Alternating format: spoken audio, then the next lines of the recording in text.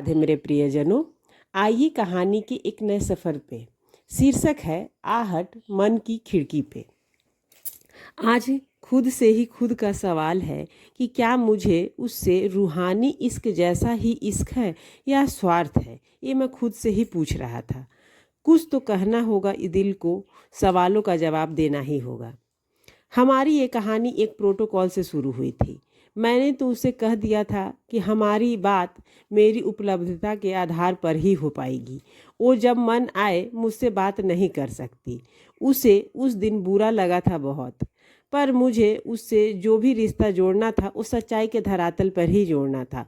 अगर बुरा भी लग भी रहा था तो उसे अभी ही बुरा लग जाता तो ज़्यादा अच्छा था। मैं जानता था कि मेरे इस प्रोटोकॉल से हमारी बढ़ती नज़दीकियां दूरियों में बदल सकती थीं, मगर मैं ऐसा नहीं चाहता था। खैर, उसे मेरा सच बोलना ही सबसे ज़्यादा भाता था। एक दिन उसने कहा मुझसे कि उसके किसी नज़दीकी ने आपसे कोई इसलिए जुड़ जाता है कि आप आसानी से उपलब्ध हो। उसने यही सवाल मुझसे पूछ लिया था। उसके मन में कौतूहल हो रहा था, क्या आप मुझसे इसलिए जुड़े हो कि मैं आसानी से उपलब्ध हूँ। उसके इतना पूछने पर मैं जानता हूँ कि वो इस बात को अपनी आँख नम करके ही पूछ रही होगी, मगर शायद उसे नहीं पता चला, या हो सकता है चल भी गया हो कि मेरी आंखें भी भीग गई थी।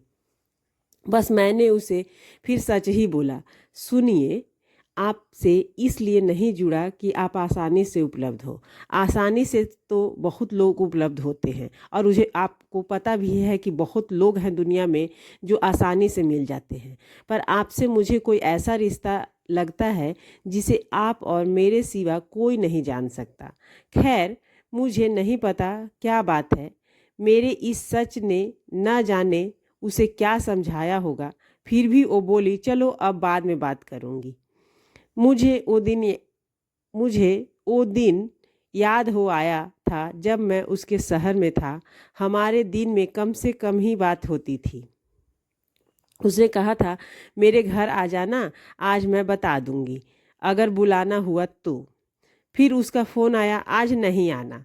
खैर, मैंने दिल पर पत्थर रखा और मान लिया मुलाकात मुमकिन नहीं है। क्या करता, जब वो बुलाती तभी तो मैं जा सकता था। सर्दियाँ गहरा रही थी, मेरे साथी मेरे साथ थे, तो मुझे कहीं जाना तो था नहीं। साथियों ने कहा, चलो यार, दो दो पैक लगा लेते हैं।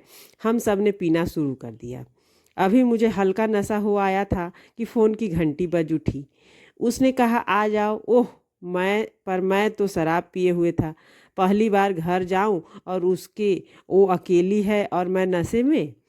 मैंने उसे मना कर दिया था, मैं नहीं आ पाऊँगा। उसके कारण पूछने पर फिर मैं वही सच ही बोल दिया, मैंने शराब पी है, हल्का नशा है, कैसे आऊँ।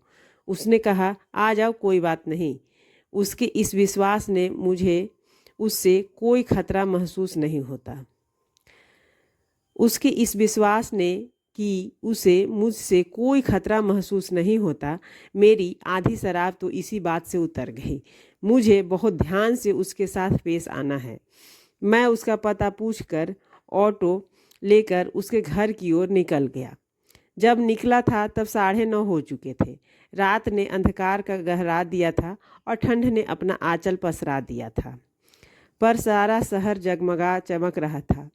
ऑटो वाले उसके इलाके से अनजान थे। मुझे 11:30 तक घुमाता रहा ऑटो वाला। बार बार उसके फ़ोन आ रहे थे, वो लोकेशन बता रही थी, पर हम बार बार उसके घर के आसपास चक्कर लगाकर दूर चले जाते थे। तब तक नशा 80% उतर गया था।